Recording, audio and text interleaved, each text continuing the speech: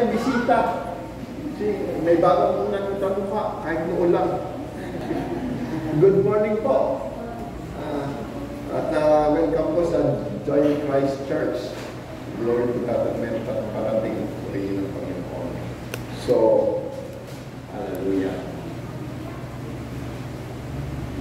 So, tayo po magpapatuloy sa series of preaching of Romans chapter 4. Okay, testing.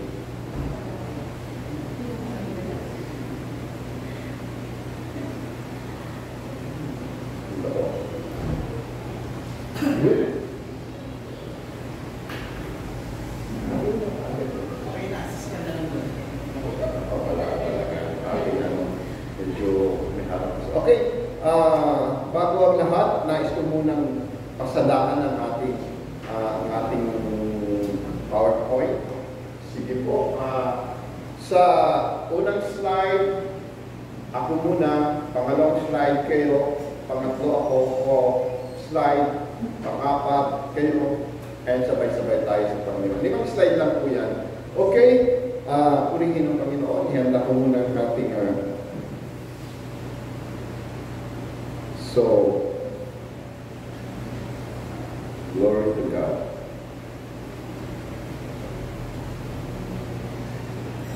So, from Romans chapter 4, verse 24 to 25, but also for us, it shall be imputed to us who, not yet.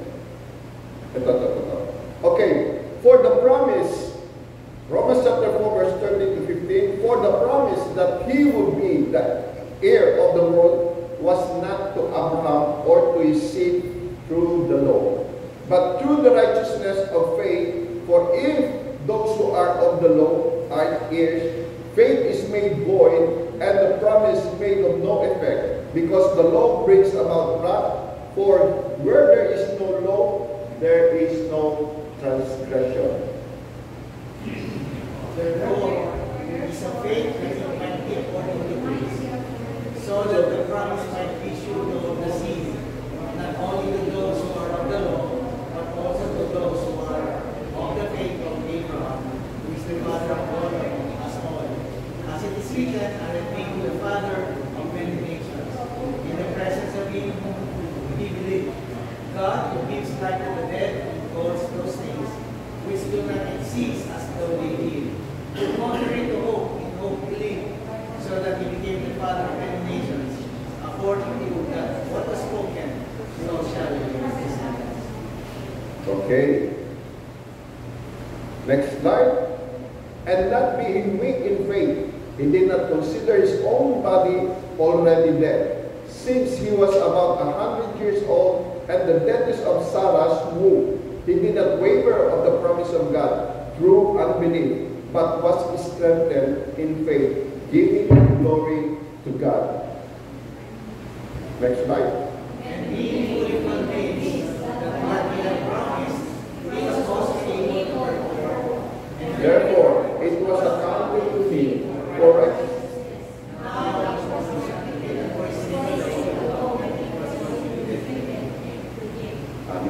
Okay, sabay-sabay po tayo. But also for us, it shall be imputed to us who believe in him, who raised up Jesus our Lord from the dead, who was delivered up because of our offenses and was raised because of our justification. Tayo po yung tumayo at tayo po yung manalangin. Hallelujah. Dakilang Diyos sa daming Ama, sa pangalan ni Jesus, kami po ay lubos na nagpapasalamat, Panginoon, sa mga mensaheng aming maririnig. Tunay nga, O Diyos, na ang iyong salita ay liwanag sa aming buhay at ito ay gabay sa aming landas na tinatahak. Kaya, Panginoon, sa magandang umagang ito, Lord, ang liwanag ng iyong salita ay sumilay sa amin at kami, O God, ay magkaroon na lubos ng pagkaunawa patungkol sa aming kalalagayan, Panginoon, sa iyong harapan. Tunay nga, O Diyos, na sa mga nakaraang pagtalakay ng chapter 4 ng Romans ay napagtagpo namin, Panginoon, na ang pagpapala ay dumarating doon sa mga taong sumasampalataya sa iyo. Kaya, Panginoon, narito nais po namin maging maging malubos, O Lord, ang pananampalataya ito, Lord. Nais namin ito'y mapalakas sa pamamagitan ng mensaheng pararating mo, O God, sa magandang umagang ito. Nais ko po, Panginoon, na ang iyong lingkod ay itago mo sa iyong likuran sapagkat, O Lord, sa ganang sariling akin ay hindi ko kayang ipaliwanag ito, Lord, sa pamamagitan ng aking sariling kaisipan. Ngunit kung ikaw, O God, ay sumasa aming kalagitnaan at sumasa akin, Panginoon, tunay nga, O Diyos, ang liwanag ng salita ay masisilayan ng lubos at tunay, O Lord, na darating sa amin, O Lord, ang kaliwanagan at kaunawaan sa mensaheng iyong ipadadala sa magandang umagang ito. Kaya, Panginoon, na inaasahan po namin ang kapuspusan ng Espiritu, hindi lang po ng tanging na iyong tagapagsalita, kundi ang lahat ng mga makikinig, O Lord, sapagat tunay, O Diyos, kung wala ang banal na Espiritu, imposibleng mangyari, Panginoon, ang mga bagay na ito, Lord, na nais mong mangyari sa amin. Ngunit aming inasahan, ang banal na Espiritu ay sumasa aming kalagitnaan at tunay nga, O God, ang karangalan at kapurihan ay maibabalik sa iyo sapagat ikaw ay sumasa amin. Kaya, Panginoon, ang pag-asang ito na aming inasahan sa magandang umagang ito ay sa iyo lamang inilalaga. Purihin ka, Panginoon. Ang lahat ng anak ng Diyos ay magsabi ng Amen. Palakpakan natin ang Panginoon. Tayo ba'y makakaupo na? Sa mga pagtatalakay natin na tunghayan, bigat ng Tagalog. Na pinasimulan ni Pastor Mo patungkol sa righteousness revealed ba kung nauna mo? Okay? Praise the Lord. Sige, oo. Ang tinalakay ni Pastor Mo ay patungkol sa righteousness revealed. Alam po natin, ang righteousness ay hindi natin matatanong sa ating sarili. Amen? Sapagkat ang righteousness ay nagmumula sa faith. Kaya nga sa ating binasa sa first slide, please.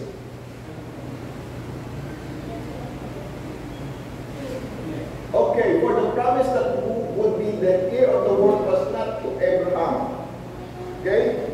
Ang pangako, ang tinutukoy nito, yung pangako ng Panginoon. Praise the Lord.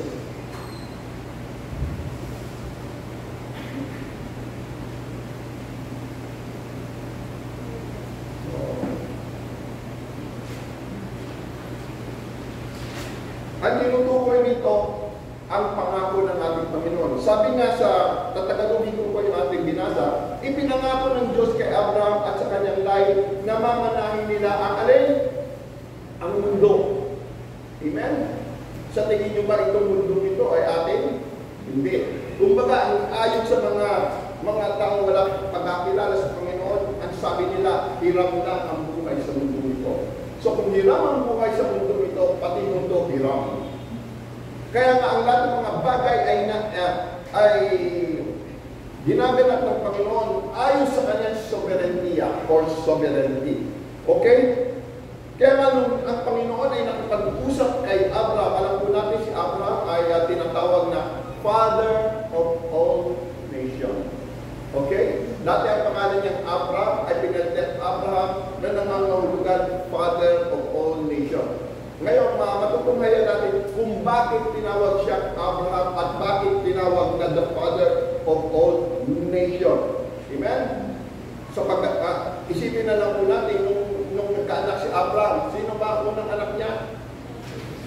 Si Ismael. Pero hindi napunta kay Ismael ang tawag nito, ang mana, kundi kay Isaac. Dahil kay Isaac, ang pangako ng Diyos ay doon kay Sarah sa legal wife. Okay? Si Ismael ay hindi sa legal wife, kundi sa alipin ni Sarah na si Agar. Pero ang pangako ng Panginoon, ang blessing ay damay si Ismael. So, ang sabi nito, pinangako ng Diyos kay Abraham at sa kanyang lahi na mamanahin nila ang mundo. Okay? Sinong lahi ito? Tutunghayan natin ang ating tinatalakay ito. So, ang pangako nito ay binigay ng Diyos kanino? Kay Abraham, hindi dahil note ang kautusan ay wala pa nung si Abraham ay nabubuhay pa. Amen? So, hindi maaaring sabihin na si Abraham ay nakatupad sa buong kautusan, perfectly obeyed the law. Whereas the law was not yet present at the time because the law was given to Moses. Amen? And there is a correction, They said that the first 5 books of the Bible, which they call Torah, na tinatawag nilang Torah, it was not really authored by Moses. Isipin nyo na lang, kung si Moses ang author, God siya. But the ultimate author of the 5 books, which they call Pentateuch, was God. Isipin nyo na, paano nalaman ni Moses ang creation? Wala ka na siya doon. So therefore, there is somebody who would dictate Moses to write those history para for our consumption, para sa ating pakinabangan. Amen? What are those 5 books? They call Pentateuch. Genesis, Exodus, Leviticus, Numbers, and Deuteronomy. And these 5 books, we consider it and we believe it is from God, not Moses. Kumbaga, ang Diyos ang boss, si Moses ang secretary. Moses wrote the book, but he is not the ultimate author of the book, but God Himself. Amen? That's why the book of yung Torah is reliable for our consumption when it comes to knowledge. If you want to know the history of the world, because there are historians who fabricate the history by telling that man came from a small species with his germs and evolved into monkey and eventually naging tao. Tingnan nyo ang katabi ng mukha mong unggoy. Kung mukha mong unggoy, hindi ka tao. Okay? So, ang pangako ito binigay ng Diyos kay Abraham hindi dahil sa pagsunod niya sa kautusan, kundi dahil itinuring siya ng Diyos na matuwid, righteous. So ito ating yung highlight na pula, the righteousness of faith, yan po ang ating tatalakayin ngayon. So sa tinalakay ni Pastor Mong, righteousness revealed. Through what? Through the gospel. And what is the gospel? The word of God. The promise of God. Ano napapanood sa gospel? Particularly the John 3:16 gospel. For God so loved the world that He gave His only begotten Son, that whosoever believe in Him, should not perish, but have everlasting life. Hindi sinabing, ang sino mang gumagawa ng mabuti para kay Jesus, ay magkakaroon ng buhay na walang hanggan. Hindi ganun ka-specific ang sinabi ng Panginoon. Believe! Because Jesus taught all people to believe in His teachings. Napangit ni Pastor Sani yung nakaraan tungkol sa Great Commission. What is His command? Great Commission is a command from God. Big Commission. Kinomission niya ang lahat ng mga nanampalataya na sumunod. Go! Therefore, what to do? Preach the gospel. Because in preaching the gospel, you will know the mind of Christ, not the mind of man. Because the gospel is all about the mind of Christ that should be imparted, na dapat ibahagi sa bawat nilalang dahil lahat ng tao ay may karapatang malaman ng katotohanan upang ang katotohanan nito na kapag sumakanya ay magkaroon siya ng tunay na kalayaan. Sapagat sinasabi niya si Kristo, kung mananatili ang iyong salita, kayo'y mananatili sa akin. Malalaman niyo ang katotohanan at ang katotohanan ang magpapalaya sa iyo. Those who knows the truth are truly indeed, truly na indeed pa, are indeed free. Amen? Kaya nga sa aking pangangaral, kapag ako nag-evangelize, ito po, magiging consistent ako about the acknowledgement of life. Ang makakilala. Saan? Sa buhay. Ang buhay ay isang journey. Ano yung journey? Lakbayin. From B to D. What is B? Birth. And D is death. And at the middle of it is choice. Okay? In our everyday living, namimili tayo. Kung anong kakainin natin, kung anong dadamitin natin. Maging sa pag-aasawa, pinipili natin kung sino ang mapapangasawa. At sa ating pagpili, may criteria. Di ba? Di ba? At sa ating pagpili, may analisasyon. May pag-aaral na ginagawa. Amen? Ano ang mga category o factor na dapat nating tandaan para sa pagpili? Ito ba'y mapapakinabangan natin? Ito ba'y totoo? Ito ba'y maaasahan? Ito ba ay maraming bagay nasa sa inyo niya? Amen? Kaya sa ating pagpili, pinakailangan pinapagana ang utak, hindi yung sinabi nito, sinabi ganyan. At sa ating choice, meron mga category. Hindi siya ladies' choice, gentleman's choice, hindi wrong choice, kundi right choice. Right choice. Di ba magkakaroon yung righteousness at saka right choice? Itinuturing ng Panginoon na ang isang tao ay righteous kung maniniwala siya sa kanyang pangako. Amen? That's why the gospel is important, crucial in the life of Christian living. Paul said, the just shall live by faith. Amen? Yung faith na yun ang kinakailangan natin upang tayo ay maging matuwid sa paningin ng Diyos. Kaya kung tayo makikinig ng sabi ng matatanda, sabi ni ganito, sabi ni ganyan, asahan mo, may pagpak yan. Pero pag sinabi mo, thus said the Lord, ito ang sinabi ng Panginoon, asahan mo, malulugod ang Panginoon. Bakit ka mo? Sapagat ang pananampalataya, according to Hebrews chapter 11, verse 1, faith is a substance. Substance, what is substance? Katas. Diba? Faith is the substance of things hoped for. Yung mga bagay na inaasahan mo, paano malalaman na ito'y tama at totoo? Your faith in Christ. It is the evidence, the katibayan ng mga bagay na hindi nakikita. Bakit? Because of faith. Yun ang katibayan, yung faith. Hindi mo nakikita ang faith, pero inaasahan mo at dumidepende ka doon. At paano matatamo ng isang tao ang faith? Romans chapter 10 verse 17, ano sinasabi? Faith comes from working. Yung matali.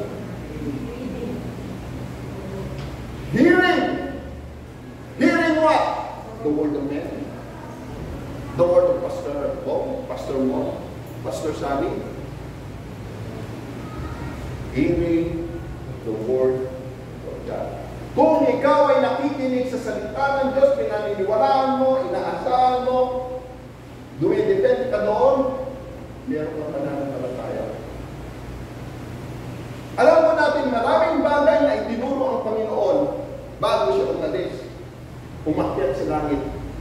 Diba? After His resurrection, itinuro, siya nanatili dito ng 40 days. Ito kasi ginagawang basihan ng mga religious leader na ang taong namatay ay nananatili yung kaluluwa 40 days. Nagmumulto. Hindi yun. Hindi totoo yun. Ang totoo, kaya nanatili ang Panginoon, si Kristo hindi patay, hindi kaluluwa nung siya nanatili ng 40 days. The reason why the Lord was here after His resurrection ng 40 days is because to teach His disciple everything that they need to know. Amen? Kaya nga nung ika-40th day na aakyat na siya, sabi niya sa mga disciple, huwag kayong umalis sa Jerusalem sapagkat ipagkakalog sa iyong pangako, which is the Holy Spirit. Kaya in the day of Pentecost, kaya na tinawag ng 50th day, 20, hindi 20 20. On the 10th day, on the 50th day, after the resurrection, dumating ang Holy Spirit. By the way, on the Pentecost means harvest. Dumating ang Holy Spirit at siya ay dumako sa 120 disciples na nagkapitol sa upper room. That is the grand entrance of the Holy Spirit.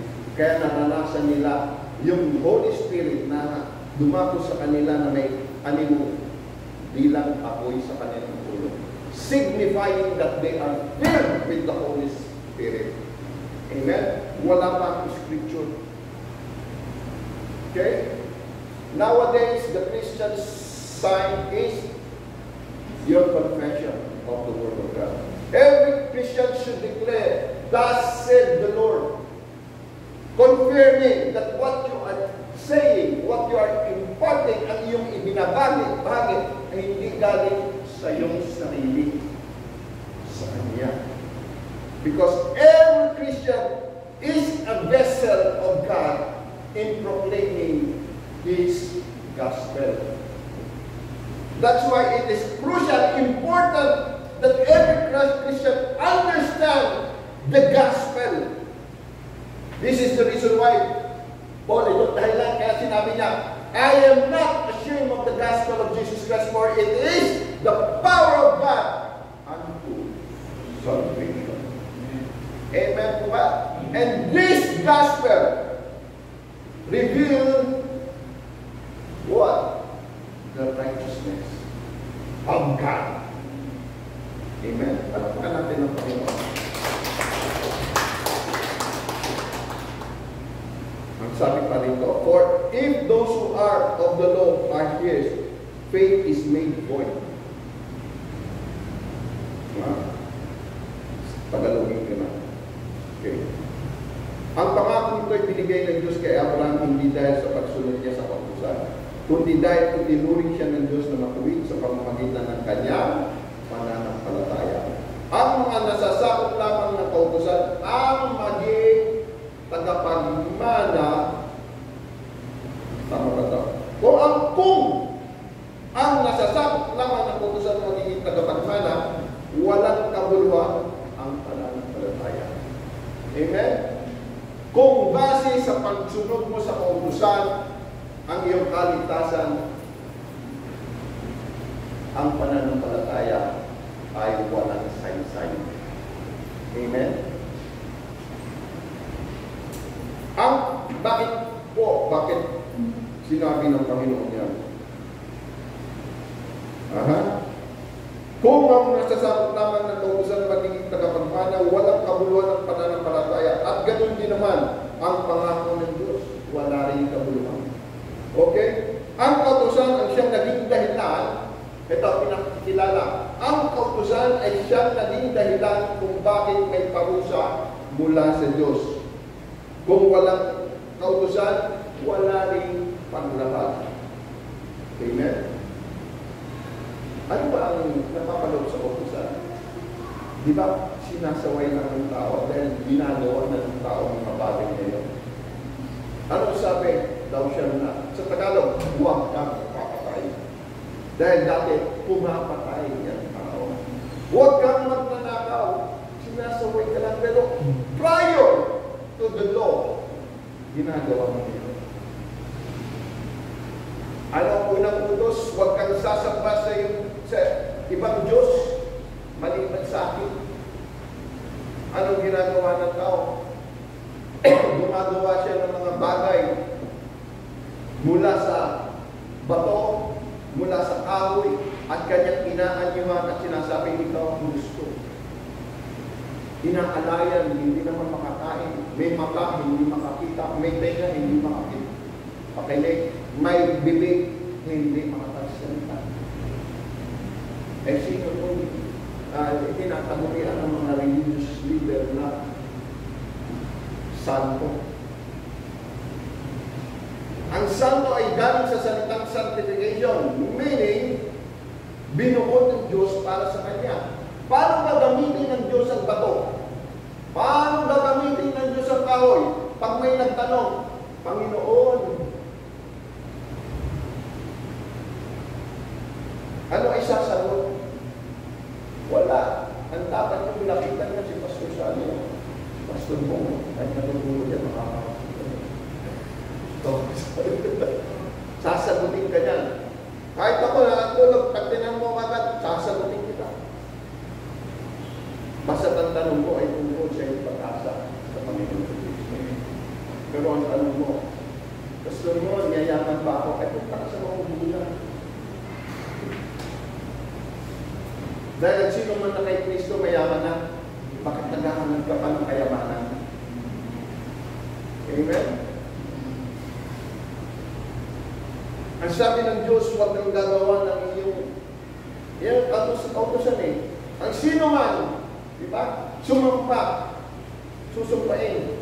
Kaya ang kautusan ay may kaakibat na sumpa, hindi blessing. Amen? Kung walang kautusan, wala rin paglaban. Paano may tuturing ng kasalanan si Abraham kung hindi pa nasasabihan, huwag kang sasamba? Tandaan po natin, ang Babylonia ay nagpasimula after the flood. At ang hari ng Babylonia ay si Nimrod. Hindi muna si Nebuchadnezzar, later of the Babylon. At sila nag-introduce ng pagsamba sa yung astrology. Yung pagsamba sa mother, ang moon goddess, si Semiramis. At ito pa natuklasan po, ang cross pala ay letter T. Kaya doon pinako si Kristo. Tamus pala. Sino si Tamus? Anak ni Nimrod at saka si Semiramis. Sino si Nimrod? Anak ni Semiramis na inasawa ng kanyang anak na si Nimrod at nagkaanak na si Tamus. Hindi ba? Nung lumabas ang kautusan, bawal yung sa Korintian, sinasabi ng Apostol Pablo, pumapatol sa asawa ng kanyang ama. Alam niyo kung bakit nangyayari yun? Kasi ang mga tao nun hindi ganito, kulubot ang mukha, maganda pa rin kahit matanda na. Perfect pa ang katawan ng tao. So, ang kautusan ay nagdadala ng sumpa, hindi ng blessing. Kaya kung sa kautusan tayo, aasa, na masunod natin yun, asahan mo, hindi ka, wala ka sa right choice, nasa wrong choice ka. Kung wala ka sa right choice, hindi ka righteous. Daan po natin, right choice by faith. Righteousness of faith. And remember, the Lord said, Paul said to Benjamin, hindi yata si Paul ang sumulat ng libro, but parang si Apostle Pablo sumulat yan, pinuturing nila. Pero somebody wrote the book of Hebrews na sinasabi doon sa 11:6, it is impossible to please God if you have no faith. Kaya ang sino nang lalapit sa ating Panginoon, kinakailangan na nananampalataya dyan na ang Diyos ang tagapagganti ng lahat ng kabutihan. Amen? So, nung ipinangalan ni Pastor Joey yung tungkol sa justification by faith or by works, mas matimbang ang faith, hindi ang works. Pinaghalo-halo karaniwan ng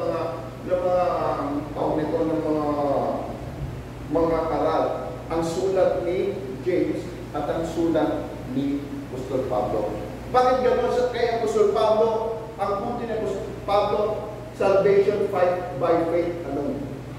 Bakit ito si James ang kanyang punto ay without faith without works is nothing. Kumbaga sa Tagalog, ang pananampalatayang walang gawa ay baong o patay. Okay? So yung dalawang yung pinaglalaban, hindi ba contradicting kung hindi mo pagkakaaral ng Bible? Isipin mo, contradicting. Remember, the emphasis of Apostle Paul is by faith alone. By grace alone, through faith. So meaning, sa pananampalataya kayo naligtas, sa biyaya kayo naligtas sa pamamagitan ng iyong pananampalataya. Alam natin ang pananampalataya ay dapat galing sa pakikinig ng Diyos. Kaya ito hindi nagmumula sa iyong sarili at hindi rin nagmumula sa mga gawa. Dahil dito, walang sino man ang dapat maging mapagmalaki. Kaya doon sa tema sa chapter 4 verse 1 to 8, sinasabi ni Apostol Pablo ang illustration na si Abraham, bago siya tinuli, kita niyo pati yung pagtutuli ay kinukurap na ng tao. Hindi nila alam na ang pagtutuli o circumcision is a sign of his faith in God. Okay? Si Abraham ay nanampalataya sa Diyos, kaya siya itinuri na matuwid or righteous. Pinili ni Abraham na paniwalaan ng Diyos, kaya nasa right choice siya. Hindi siya nasa wrong choice. Kaya ibininag ito or accounted as righteousness in Him. Amen? Kaya din sinasabi ni James, ni Santiago, ni Soriano, na ang pananampalatayang walang gawa ay buo. Well, this letter, the letter of James, is for the 12 tribes of Israel. Kasi sa pasimula pa lamang ng pangako niya kay Abraham na sa kanya magmumula ang bide or seed, physical seed, which is the Israelite. This Israelite become boastful because sa tingin nila, sila'y pinagpala ng Panginoon sapagat sila ang pinili ng Diyos na maging nation niya. So yung mga religious leader ay nagmamalaki na akala nila na sa kanilang mga ginagawa, mga tinuturo na Bible of the first Bible, which is the Pentateuch, 5 book of Moses or the law of Moses, akala nila okay na sila sa Diyos. Kaya ito'y sinulat ni Apostle James or James. James, by the way, is the brother of Jesus in the flesh. Kasi si John, of course, brother of James. Okay? In the flesh. Si James ay hindi nananampalataya kay Jesus nung siya'y nangangaral. Pero nung na-experience niya ang pagkabuhay ng mga Christ, siya ay naging pastor na Jerusalem. That's why sa Jerusalem, kanyang binibigyan diin sa mga religious fanatics na ang pananampalatayang walang gawa ay baog. Amen? Sinasabi mong nananampalataya ka, sabi niyo. Si Satanas din nananampalataya may isang Diyos. Pero tato, naligtas na. Amen? Kaya sinasabi ni James, ang pananampalatayang walang gawa ay buo. Meaning, yung ginagawa natin bilang mananampalataya ay hindi base sa ating sariling gawa o hindi base doon sa kautusan. Kasi alam naman natin, binanggit dito ng kautusan ay hindi nagdadala ng pagpapala, kundi ito ay nagdadala ng sulpa. Dahil walang nakasunod sa kautusan. Okay? Ang kautusan ay nagbibigay sa atin ng kapahamakan. Walang sinumang matuwid, sabi na sa 3:10 ng Romans. Wala kahit sila isa, sapagkat ang lahat ay nagkasala at hindi umabot sa kaluwalhatian ng Diyos. Kaya nga sinabi sa chapter 4 verse 48, si Abraham ba ay naging matuwid sa pagtutupad ng kautusan? Hindi. Si Abraham ay naging matuwid sa Diyos dahil naniwala siya sa Diyos. Amen? Yan ang dapat natin gawin. Maging katulad tayo ni Abraham. Okay. So, kaya nakabatay ang pangako ng Diyos. Saan? Sa pananampalataya. Yan. Therefore, it is faith that it might be according to grace, so that the promise might be sure to all seed. Okay? Para ito'y maging biyaya ng Diyos at tiyak matatanggap ng lahat ng lahi ni Abraham. Hindi lamang ng mga Hudyo na nasakop na kautusan, kundi maging ang mga hindi Hudyo. Sumaki yung hindi Hudyo means Gentiles, tayo yun. Kundi maging ng mga hindi Hudyo na sumasampalataya rin tulad ni Abraham na ama nating lahat. Gaya na ng sinasabi sa kasulatan, ginawa kitang ama ng maraming bansa. Kaya sa paningin ng Diyos, si Abraham ang ating ama. At ang Diyos na pinaniniwalaan ni Abraham, ang siya rin Diyos na bumubuhay sa mga patay at lumilikha ng mga bagay na wala pa, kahit na wala ng pag-asa. Maging ama, kahit na wala ng pag-asa maging ama si Abraham, kasi matanda na nung nangako ang Panginoon sa kanya. Di ba? Nag-isip niya, Lord, nag-complain pa si Abraham na sinasabi, Lord, ang tanda ko na, si Sarah, tuyot na. Magkakaanak pa ba yan? Diba? Minupos na yan eh. Imposible. Hindi ganun reklamo ng Panginoon. Ay ni Abraham, kundi siya nanalig siya na siya'y magiging ama ng maraming bansa. Gaya na sinabi ng Diyos sa kanya, magiging kasing dami ng bituin ang bilang ng mga anak mo. Pinaniwalaan niya ito. Without hesitation, without reservation. Diba? Sabi nga ni Lord Tinori, God is able. He will do what He said He will do. Amen? Parang natin ngayon. Kaya ang pangako na buhay na walang hanggan na tinanggap ninyo sa inyo na yan. Ang sabi ng iba, ang buhay ay hirap. Diba? O ang katawan ay hirap. Kasi hindi nanganguluhan na kapag tayo namatay na ay wala ng buhay. Hindi, umiwalay na ng kaluluwa. Ang buhay ay nagpapatuloy. Diba? Kaya nga sabi ko sa aking mga evangelistic crusade, ang buhay ay nagpapasimula sa beat-to-beat. Birth, death. That I believe that after death there is life. I believe in life and after death. Do you believe? Kayo ba'y naniwala? Kapag namatay kayo, ay mabubuhay kayo muli. Because the next letter in the alphabet is letter E. What is E? Eternity. And your destination in eternity depends on your choice.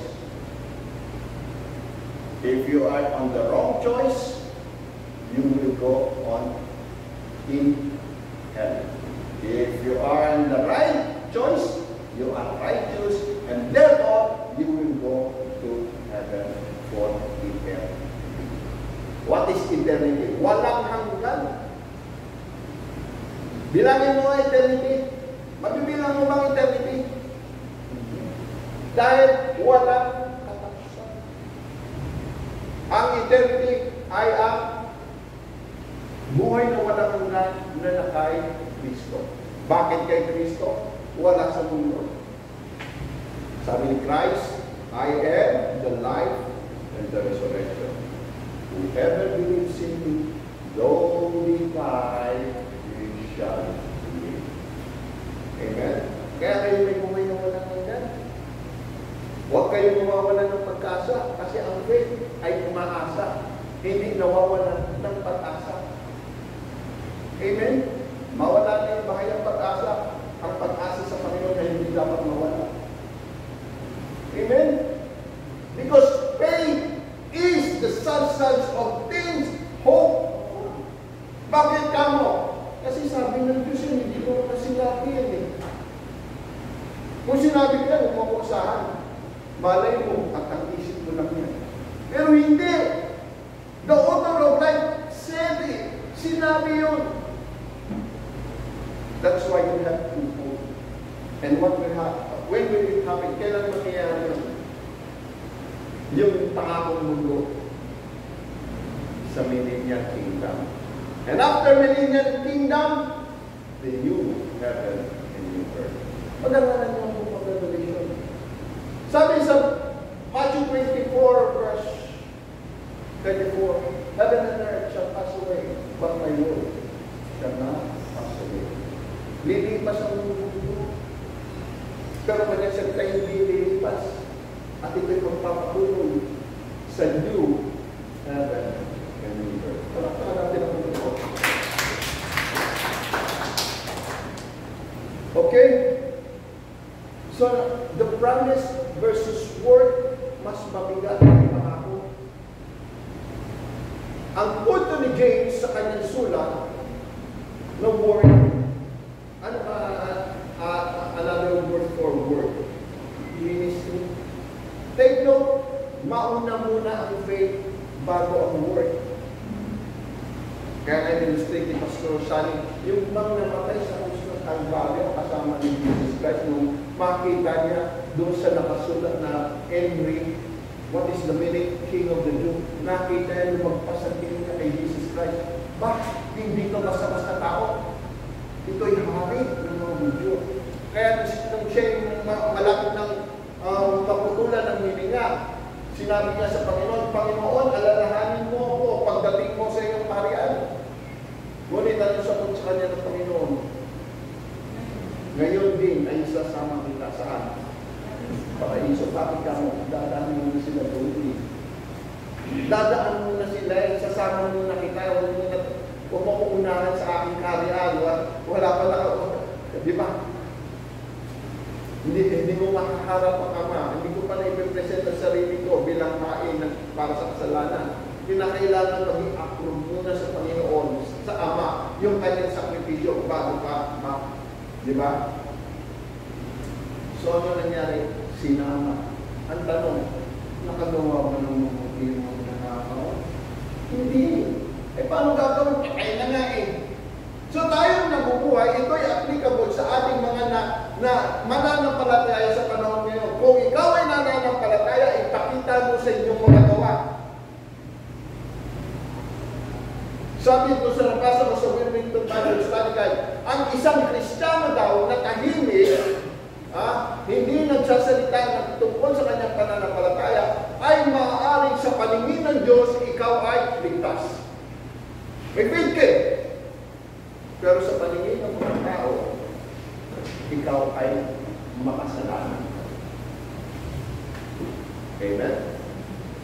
Kaya iminumungkahay ito ni James. Kasi nung panahon ng unang Kristyanismo, ang mga Kristiyano ay nakakaranas ng sari-saring pagsubok. Kaya sinabi niya sa chapter 1, James verse 2, hallelujah. Ito po ang sinabi niya,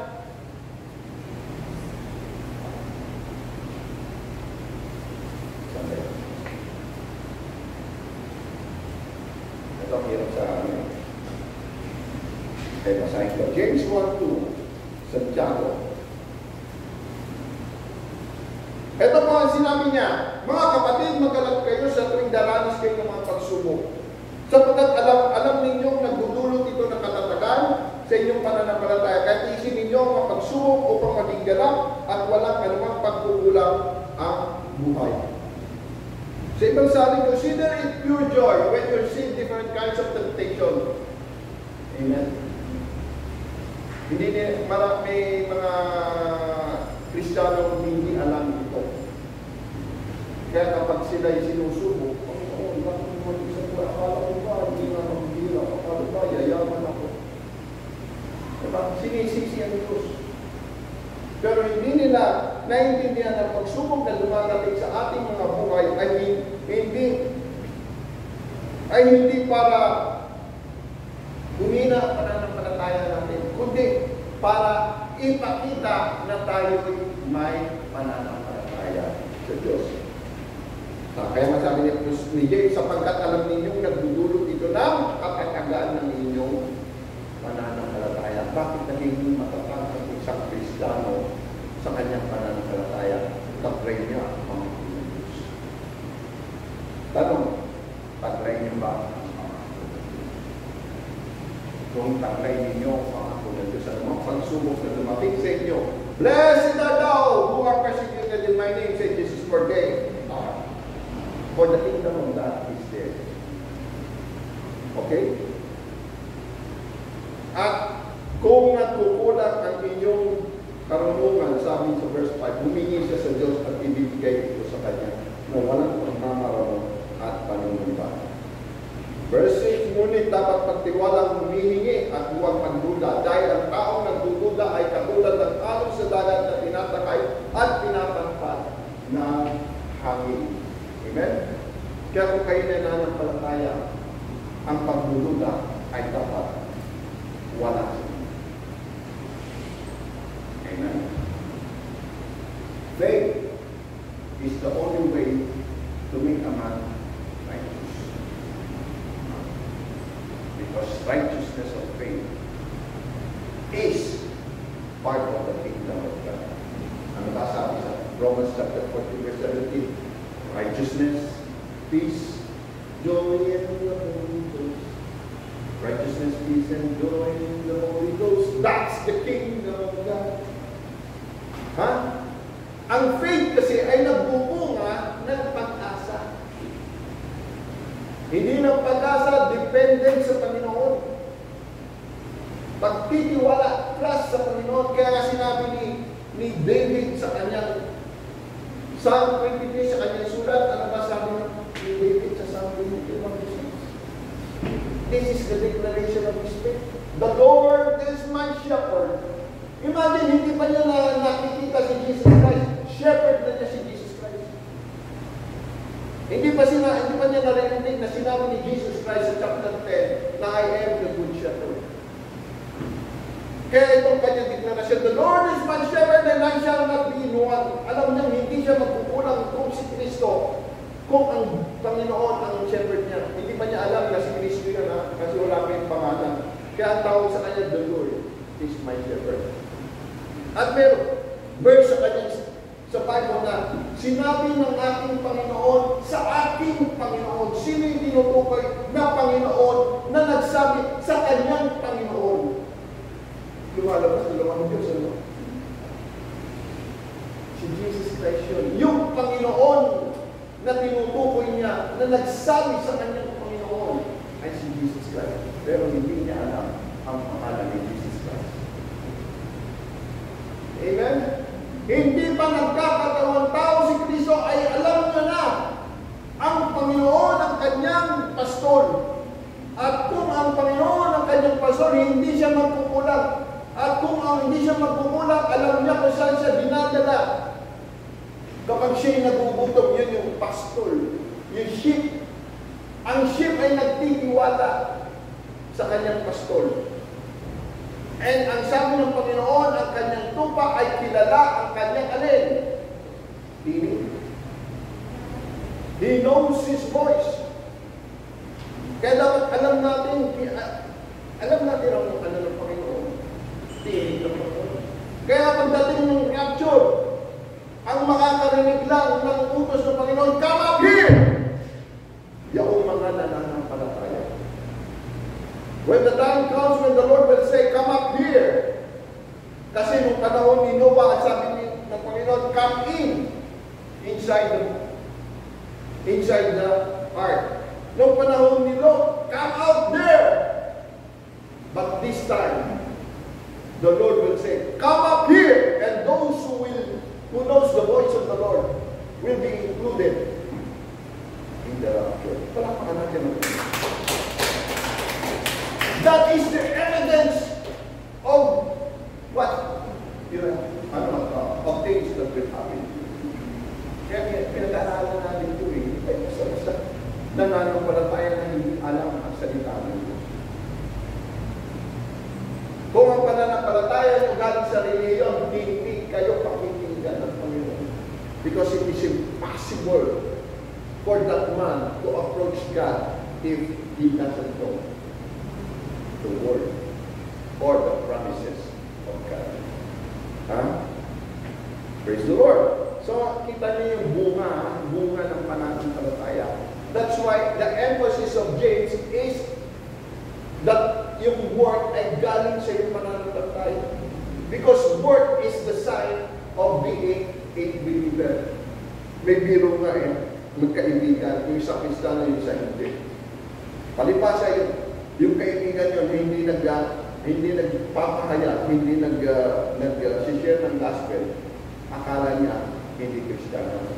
Kaya nung nagkaroon ng conference, nagkita sila, uy, Kristiyano ka pala. Marami pong ganon. Amen? Lahat ng tao tinatawag ng Diyos para maging Kanya, hindi para maging sa mundo. Kaya ang paanyaya ng Panginoon na hindi nyo hinaalintana o nire-reject nyo, kayo ay hindi ituturing na righteous. Amen po ba? Praise the Lord. Okay. Hallelujah.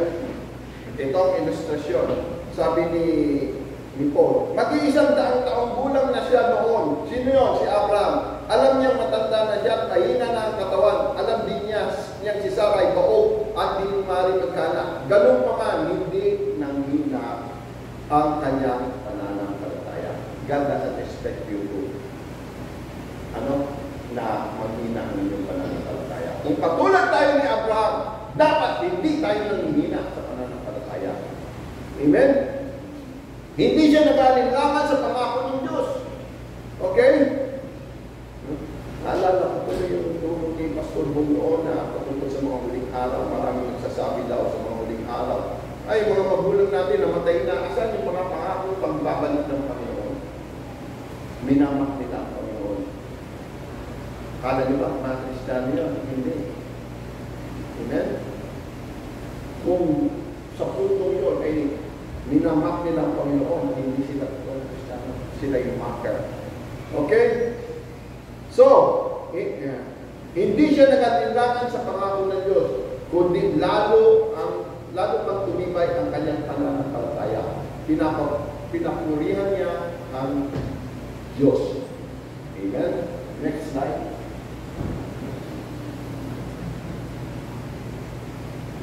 Okay.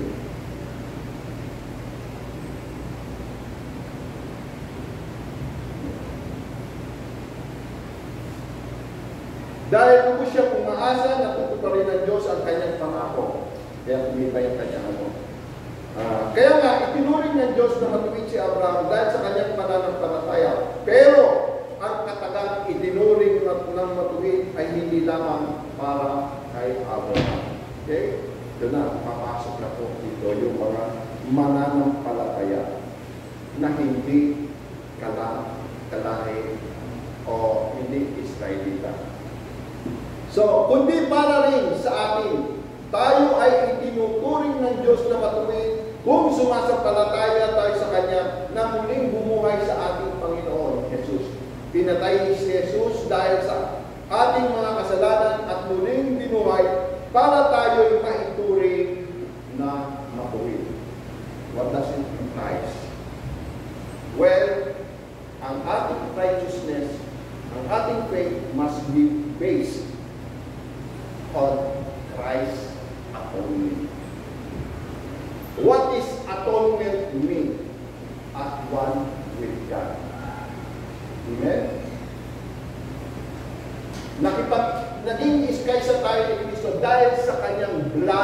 atonement. Kung si Kristo ay hindi namatay sa krus, sabi nga sa 1 Corinthians 15, verse 1 to 4, yun ang totoong gospel, yun ang pinaka-buod ng gospel. Kung si Kristo ay hindi namatay sa krus, ang pananampalataya natin ay walang kapulutan. Kaya alamin ninyo at ang pananampalataya ninyo na yung pagbububo ng dugo na ginawa ng Kristo ay naging sangin para tayo maging matuwid sa paningin ng Diyos. Hindi sa gawa natin kaya tayo tinutuloy na matuwid. Kundi dahil sa iyong pagtitiwala sa pag-ibig ng Diyos, sa inyong pag-asa sa pag-ibig ng Diyos, at pag-depende sa iyong pag-ibig ng Diyos, you become righteous. Bakit kayo naging righteous? Because you choose the right thing. Okay? You choose Christ. And without knowing Christ, it is impossible for you to choose Christ. Kaya ang tao, nagagawang piliin ng Panginoon Kristo dahil siya nag-aaral ng salita. Bible study doesn't make you away from God, but makes you nearer to God. Amen? Why? Alam mo natin na ang mga religious leader, that emphasis is words. Para tayo makorek, kinakailangan natin malaman ano ba ang sabi ng Panginoon. Diba? Kaya tayo, kapag tayo nagsishare, ito ang sinabi ng ating reading ng Panginoon. Praise the Lord. At meron akong babasahin na sa Galatians chapter 3, nais kong bigyan na dinaw na si Pablo mismo ang nagsalita. Na ito'y akin lang inaano sa inyo, nire-relate. Okay? Ano ba sabi niya kung Pablo? Doon sa kautusan o pananampalataya. Okay. Dahil noong panahon na yun, alam po natin na bata pa ang Kristiyanismo. Ang binibigyan din ng mga Hudyo ay words. Words of the law. Kaya nga, ang punto ni Apostol Pablo dito sa kanyang sulat sa taga-Galatia ay kautusan o pananampalataya. Kaya ito sinabi ni Apostol Pablo, nahihibang na ba kayo mga taga-Galatia? Sino ang nakagayuma sa inyo? Maliwanag na ipinahayag sa inyo ang pagkamatay ni Jesucristo sa krus. Verse 2, ito lamang ang ibig kong malaman sa inyo. Tinanggap ba ninyo ang Espiritu dahil sa pagsunod sa kautusan o dahil sa inyong pakikinig at paniniwala sa mabuting balita tungkol kay Kristo? Maliwanag. Pakikinig. Lumalapit na. Pakikinig ng ano? Mabuting balita. Hindi tungkol sa anong balita, kundi tungkol kay Kristo. It's the gospel of Jesus Christ. Maraming mabuting balita. Pero lahat ng mabuting balita ay hindi mabuting. Maliban sa mabuting balita ni Kristo. So verse 3, napakahangal ninyo. Bigat no. Hindi namin magawa dito yan. Pero binabasa lang namin ito, ha? Hindi ko kayo sinasabi ng kamay. Kundi yung mga taga-Galatia, si Apostol Pablo nagsasabi, kung kayo tinatangan, kinakausap kayo ng Panginoon, huwag kayong maging hangal. Sabi ng Panginoon. So, verse 3, napakahangal ninyo. Nagsimula kayo sa Espiritu at ngayon nagwawakas sa laman. Amen. Ano ba yung sa laman? Last of the flesh, last of the eyes, and pride of life. Ayun tinatawag na carnal Christian. Kasi sa panahon ni Apostol Pablo, may mga carnal pa na Kristiyano na umaasa sa laman. So, wala na bang halaga sa inyo ang naging karanasan ninyo? Marahil naman ay mayroon. Verse 5, bakit ba pinagkaloob sa inyo ng Diyos ang Espiritu? Bakit ba siya gumagawa ng mga kalimala? Dahil ba sa inyong mga gawa ayon sa kautusan o dahil sa inyong paniniwala sa mabuting balita? Sabi niya. Verse 6, tulad ng nangyari kay Abraham ulit. Kanina sa Roma, ginawang example si Abraham. Isulat niya sa Rome, ngayon naman sa Galatia. Tulad ng nangyari kay Abraham, nanalig siya sa Diyos kaya siya ibinilang na matuwid. Okay, verse 7, kung gayon, maliwanag na ang mga nananalig sa Diyos ang siyang tunay. Nananalig ka ba sa Diyos? Nananalig ba kayo sa Diyos? Kung kayo'y nananalig sa Diyos, kayo'y tunay. Wala ako. Okay, praise the Lord. Kung gayon, maliwanag na ang mga nananalig sa Diyos ang siyang tunay na ano? Na lahi. Palakpakan natin ang mga kayo'y tunay. Akala kasi ng mga Israelita, physical Israelite, hindi nila alam meron pang spiritual Israelite. Dito ako ng mga Israelita pala. Mga Israelita pala tayo. Hindi tayo mga tuloy. Hindi nga pala. Ako nga na, nagdududa baka nga sa physical tayo mga Israelita. Bakit? Nagis na kung tuloy na tayo. Yung iba kulat sa akin, pag yung lalaki daw hindi tuloy magkakanak ng butain. Ano ba simulo? Hindi. Mali. Kapag ikaw ay physically circumcised, you are descendant of Abraham. In physical. Pero sa atin, para tayo physical and spiritual, mas maganda yun. Israelite. Amen? So, hindi pa may pinakita na kasulatan na pawawalang sala ng Diyos ang mga hintil sa pamamagitan ng kanyang pananalig sa kanya. At ipinahayag na kay Abraham noon pa ang mabuting balita. Sa pamamagitan mo ay pagpapalain ng Diyos ang lahat ng balisa. Amen? Through you, all nations will be blessed. Alam po natin ang ibig sabihin ng blessed. Yung sinabi ni David, na pinagpala ang tao na ang kanyang kasalanan ay pinatawad. Yan ang tunay na blessing. Yan ang spiritual blessing. Ay paano rin mga mayayaman sa mundo ito? Ay, they are physically blessed. Pero may special blessing ang sa mga Christian. Amen? So, nananalig sa Diyos si Abraham verse 9 at siya pinagpala, kaya pagpapalaing biglulan niya ang lahat ng nananalig sa Diyos. Verse 10, ang lahat na nananangan sa pagsunod sa kautusan ay nasa ilalim ng sumpa. Ayun na. Hindi na nauna ng sinabi pero sinulat pala niya. Ang lahat na nananalig sa kautusan ay nasa ilalim ng isang sumpa. Curse! Sapagkat nasasaad sa kasulatan, sumpain ang hindi tumutupad sa lahat ng nasusulat sa aklat ng kautusan. Pero wala na nasunod. Puro utos. Reklamador pa. Puro utos. Meron ito biyaya. Di ba?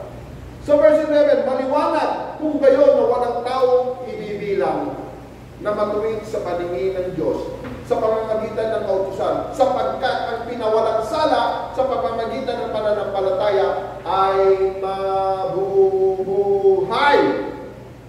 Amen? Verse 12, ngunit ang kautusan ay hindi nasa salalay sa pananalig sa Diyos, sapagkat sinasabi ng kasulatan, ang tumutupad sa hinihingi ng kautusan ay mabubuhay sa pamamagitan nito. Verse 13, tinubos tayo ni Kristo sa sumpa ng kautusan nang siya'y magdusa na parang isang sumpa sapagkat nasasaad sa kasulatan, sinumpa ang bawat ibiniting sa punong kahoy.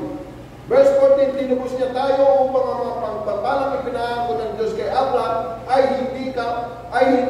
kamtan ng mga hintil sa pamamagitan ni Kristo, Jesus. At sa pamamagitan ng pananalig sa Kanya ay sumaatin ang Espiritu ipinangako ng Diyos. Yan, ito, kautusan at ang pangako. Mga kapatid, narito ang isang pangkaraniwang halimbawa. Kapag nalagdaan na ang isang kasunduan, napirmahan na. Hindi na ito mapapawalang kabuluhan ni naman. Fine din yan, tama ka, attorney. Walang sino man na maaari magbawal-wala kapag ang kasunduan ay nalagdaan na. Ang ginamit ng Panginoon ng panglagda ay ang kanyang dugo. Okay? So, nasaan ba tayo? Okay. Ngayon, nangako ang Diyos kay Abraham at sa kanyang inapo. Hindi sinasabi marami, kundi at sa isa, sa iyong inapo. Meaning, tayo, mga kaapo-apo niya. Ang tawag niya, descendant. Naiisa ang kaulugan at ito si Kristo. Verse 17, itong ibig kong sabihin, pinagtibay ng Diyos ang kanyang tipan. Yun, ibig sabihin ng paglagda. Pinagtibay ng Diyos ang kanyang tipan at ipinangakong tuto pa rin ito. Ang tipang yaon ay di mapapawalang bisa ng kautusan na dumating pagkaraan ng 430 years. Hindi nito mapawalang saysay ang mga pangako ng Diyos.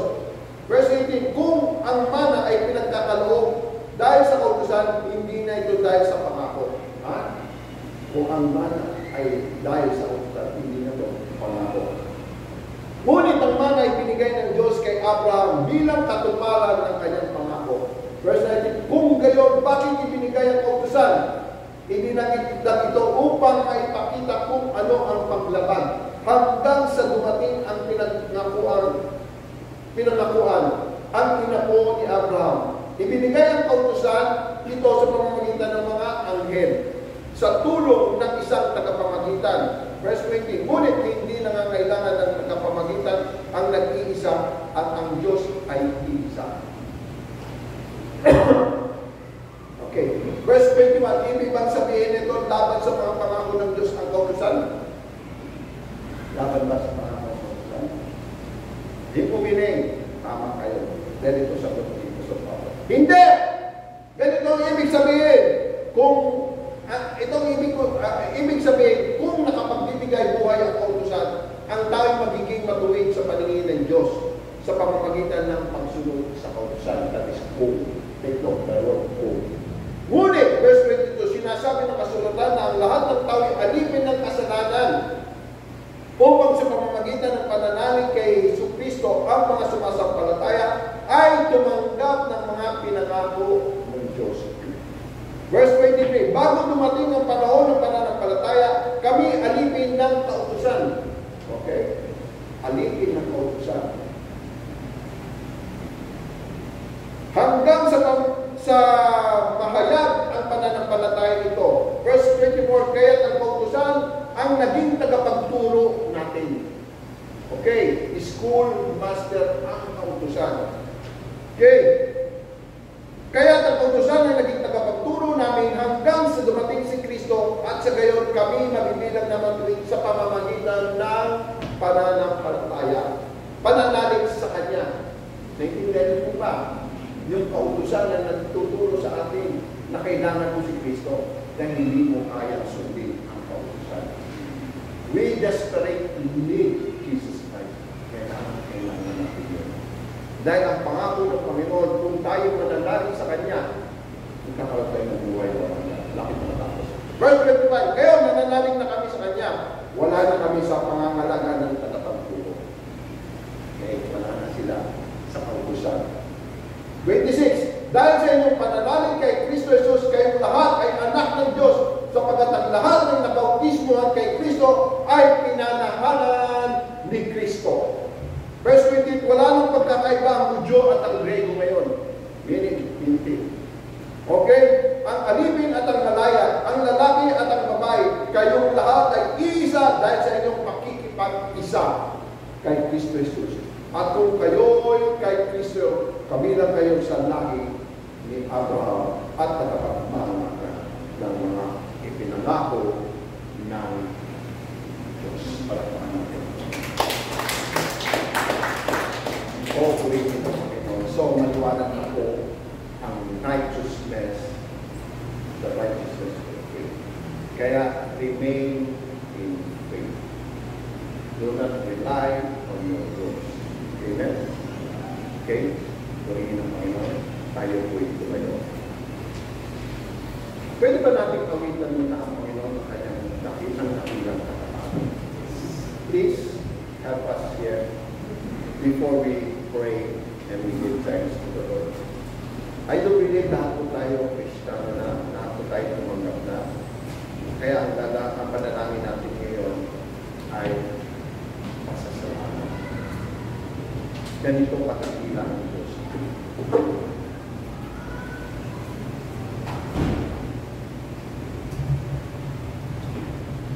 siyang thank you. Alam niyo naman yun, kahit wala pa. Praise the Lord. Tunay na o Diyos, natapat ka sa iyong ginagawa mo ang bawat pangako na iyong ginagawa at kailanman hindi mo papawiin ito sa akin. Kaya hatikin mo ang aming napapulitin ang dakilang kalamatan mo kaya sa amin. Sadyang kalimutin ang aking at kalamat sa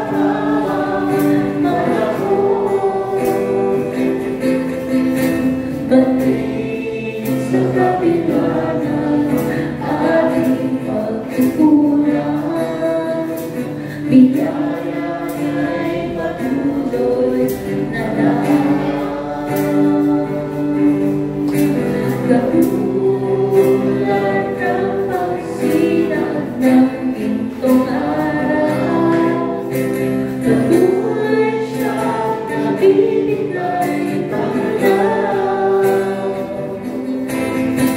Kaya sa puso ko'y damdamin, katapatan niya'y aking pupurihin. Dakila ka, O Diyos, sa pagkakantunay, mawala ka sa buwan ng aming lahi.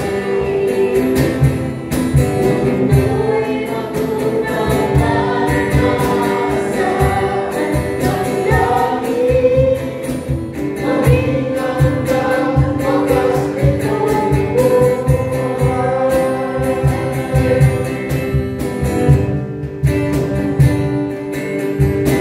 Kaya, O Diyos, kita'y aming pupurihin. Sa buong mundo'y aking awitin. Dakila ang iyong katapatan, pag-ibig mo'y walang hanggan. Dakila ka, O Diyos, ang tunay, mawala ka sa ugat ng aming lahi. Punoy ako ng pag-asa at damdamin, maging hanggang wakas nitong buhay.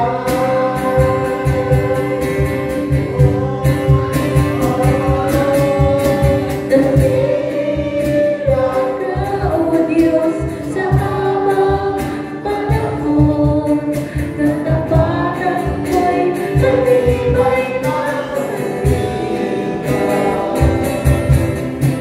Sa bawat bigati na tumaingan ay naroon, luluyan ang pag-asa kung kailangan ikaw.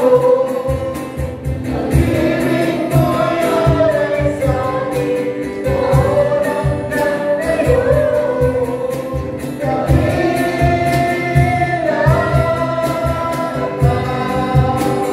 Dakila ka.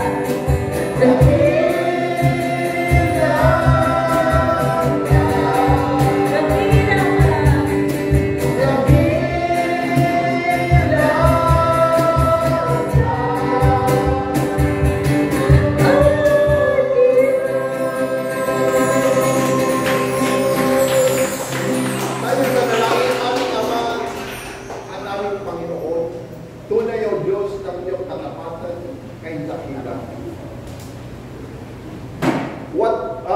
You can do whatever you promise, O Lord. Yes, our hope is in you. We trust in your love. We depend on your love. Every moment of our life, Lord, we offer to you.